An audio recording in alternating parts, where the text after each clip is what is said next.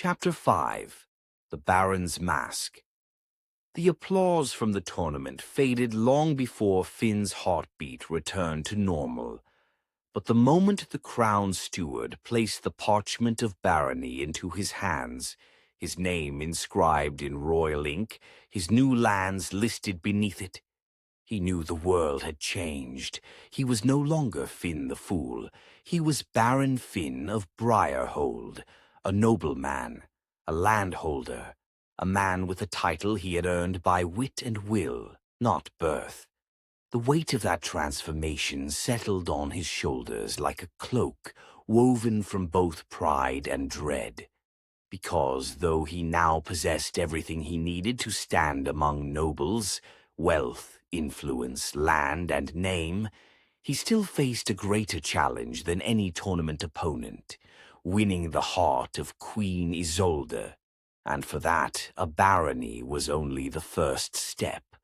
Returning to court as a noble was a more complex transition than Finn had expected. In the first days after his victory, the great hall buzzed with opinions and gossip that hummed like wasps in the rafters. Some nobles bowed politely, some bowed with gritted teeth. Many bowed not at all. Whispers trailed behind him wherever he walked. Baron by trickery. Surely the queen favors him too much. He's still a fool wearing borrowed steel. A jester does not become a noble overnight. They called him Baron in public, fool in private, upstart in their hearts. But Finn had expected resistance. What he hadn't expected was how sweet it felt to ignore them. He carried himself differently now, back straighter, steps steadier, gaze unwavering.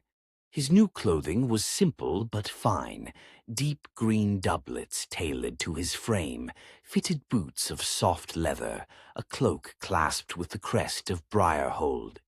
Yet he kept one reminder of his old life, a single bell stitched into the lining of his cloak, silent unless he moved sharply. A part of him he refused to kill. Let them whisper, let them sneer. He had fought for his place. He would defend it.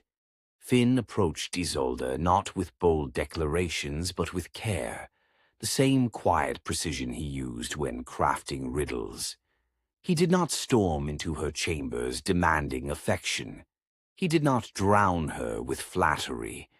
Instead, he listened. He paid attention to her concerns at council meetings. He studied the challenges she faced: famine in the western provinces, tensions with neighboring Valmir, corruption simmering beneath the court's polished surface. When she spoke of her doubts, he answered with insight instead of jest. When she vented frustrations to her ladies, he subtly arranged for solutions. When nobles attempted to undermine her initiatives, he used his newfound status to stand firmly by her side, not as entertainer, but as ally. Little by little, Isolde began to see him differently. Where she once looked to him for levity, now she leaned on him for clarity. Where she once laughed at his riddles, now she sought his counsel. And in the quiet seconds between their words, in the soft, lingering moments when their eyes met, the truth became undeniable. He was no longer simply her fool. He was becoming her equal, or at least closer to it. The change in Isolde was subtle at first, a shift in posture when he entered a room, a softness in her voice, a rare, unguarded smile meant only for him. During one council session, when a heated debate left her with clenched fists and trembling breath, Finn leaned close and murmured, "Courage, your grace. Even storms envy your strength." Her lips twitched upward, just a little, just enough. The next morning she sought him out in the gardens, alone. "I value your presence," she said quietly, "more than I should admit." Her voice trembled slightly. Finn felt the world tilt beneath him, but he kept his composure. He bowed. He smiled. "My queen," he said, "you honor me." Her fingers brushed his sleeve, just a whisper of touch, barely more than a breath. But it was a promise in its own way. Affection grew, slowly, dangerously, beautifully. But courts are not kind places, and nobles who thrive on status do not accept threats to their hierarchy. Finn's rise was a stone thrown into still water, and ripples turned into waves, whispers sharpened into slander. He's seducing the queen. He seeks the throne through her heart. He won the title through trickery. The tournament was staged. A fool does not become a baron without deceit. Documents forged, bribes exchanged, alliances formed in shadowed alcoves. Several nobles, those who had long coveted the queen's favor or the barony's influence, began to conspire. Lord Hawthorne, Lady Merrow, the treasurer, even a captain of the royal guard. They met in secret, plotting Finn's downfall. Discredit the upstart, turn the queen against him, expose him as unworthy, remove him from court, permanently if need be. Finn sensed the danger long before it reached him. He recognized the sudden silence when he approached, the way some nobles stopped addressing him altogether, the forced politeness of those who once mocked him openly. Enemies were circling, and he refused to be prey. Finn's greatest strength had always been his invisibility, but now, as a noble, he had something better. Memory. Years of secrets gathered while jesting, whispered scandals overheard while performing, rumors confided to him by drunken lords who thought the fool harmless, women who slipped notes into his hand thinking him discreet, men who bragged too loudly to impress him, nobles who confessed their crimes under the guise of riddles. He had been gathering weapons long before he ever realized he would need them. Lucian noticed the shift in Finn's posture one night. "You're preparing to strike," Lucian said, swirling wine in a crystal glass. Finn nodded. "They've begun moving against me." "Of course they have," Lucian replied coolly. "Power invites opposition, but you are ready." Finn's lips curled into a smile. He felt the old thrill rise inside him, the thrill of cunning, not performance. "I am." "Then let the court see," Lucian murmured, "how dangerous a fool can be." The opportunity came sooner than expected. A series of anonymous letters appeared in the Queen's chambers, accusing Finn of treachery. Treasonous whispers, bribes, manipulation, seduction. The Queen's advisors urged her to remove him from court until an investigation could be completed. Isolde refused, but doubt gnawed at her, and Finn saw it. So he acted. At the next full council, every noble present, the Queen's gaze tense and searching, Finn stepped forward. "My queen," he said, voice steady, "if lies and shadows surround me, then let us bring them into the light." He turned toward the assembled nobles. "I invite a full inquiry. I submit myself to questioning. I demand transparency." Nobles exchanged incredulous glances. Some smirked, expecting his downfall.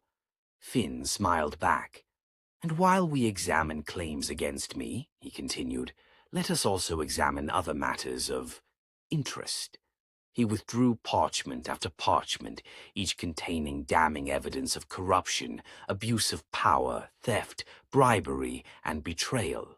One by one he named names: Lord Hawthorne's unpaid debts and illegal tariffs, Lady Merrow's embezzlement of temple funds, the treasurer's secret deals with foreign merchants, the guard captain's assassination attempts concealed as bandit raids. Gasps rippled through the hall, faces blanched. The accused sputtered and stammered. Finn had not gathered these secrets overnight. He had been collecting them for years, back when no one thought the fool worth hiding things from. "You speak of deceit," Finn said, voice cold. Here is deceit. He dropped the parchments at the queen's feet. And I bring it forward because I will not see your reign tarnished by men who smile to your face and spit in your crown behind closed doors. The hall exploded, not in rage, but applause, respect, shock, fear. Most of all, acknowledgement. For the first time they saw not the jester, not the upstart, but the baron, the strategist, the man who understood politics better than many born to it. A man capable not only of playing the court's deadly game, but of winning it. When the council dismissed, Isolde remained seated upon her throne, stunned, breathless, shaken, not by fear, but by revelation. Finn approached slowly. "Your Grace," he murmured. She looked up at him with a gaze heavy with emotions she had long suppressed. "You defended me," she whispered. "Not with flattery, not with tricks, with truth." Finn bowed deeply. "I would defend you with my life." Something broke quietly inside her then, a dam she had built long ago from duty and doubt. "Finn," she said softly, voice trembling. "Rise." He did, slowly, steadily, meeting her eyes. "You have proven yourself loyal beyond measure," she said. "Wise beyond your years, courageous beyond your station." Her fingers brushed his once again, not by accident this time. "And for that," she continued, "you will serve as my chief advisor." Gasps rang through the hall. Finn felt his heart stop, then race in a wild crescendo. Chief advisor, standing at her right hand, a position of immense power, trust, and proximity. He had climbed from jester to baron to the queen's closest counsel, and when she held his gaze, her eyes shimmering like dawn over the sea, Finn understood what her words did not say. She cared for him. Beyond politics, beyond court, beyond duty. His gambit had worked, but the cost, the true cost, had yet to reveal itself, and it would.